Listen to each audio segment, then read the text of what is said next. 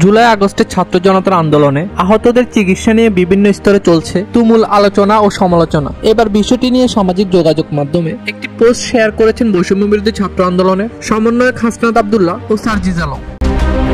শুক্রবার রাতে নিজেদের ভেরিফাইড ফেসবুক পেজে সাইদুর রহমান খান নামের একজনের পোস্ট শেয়ার করেন হাসনাত আব্দুল্লাহ ও সার্জিস আলম, যেখানে বলা হয় আহতদের এক গ্রুপের দাবি তাদের উপদেষ্টা বানাতে হবে। কয়েকদিনের মধ্যে একটা গ্রুপ কাফনের কাপড় পরে রাস্তায় নামার প্রিপারেশন নিচ্ছে। এরা রাস্তায় শুয়ে পড়বে, উপদেষ্টা না করা পর্যন্ত উঠবে না।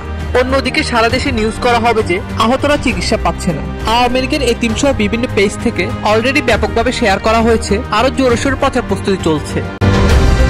এদের মধ্যে অনেকে ছাত্রলীগের লোকজন। ছাত্রদের হাতে মার খেয়ে আহত সেজে এখন আর হাসপাতাল ছাড়ছে না, যাদেরকে সুস্থ ঘোষণা করে 1 মাস আগে ছুটি দিয়েছেন চিকিৎসকরা।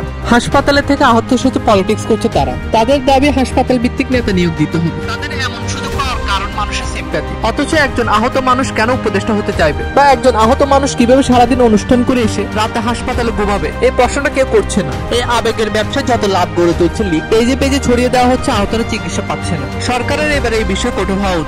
সার্জিস বলেন, আনসার লীগের পর সরকার এবার আহত লীগের খপ্পরে পড়েছে। এই ভয়ঙ্কর ষড়যন্ত্রের কথা মানুষকে কেন জানানো হচ্ছে না তা নিয়ে প্রশ্ন তোলেন তিনি।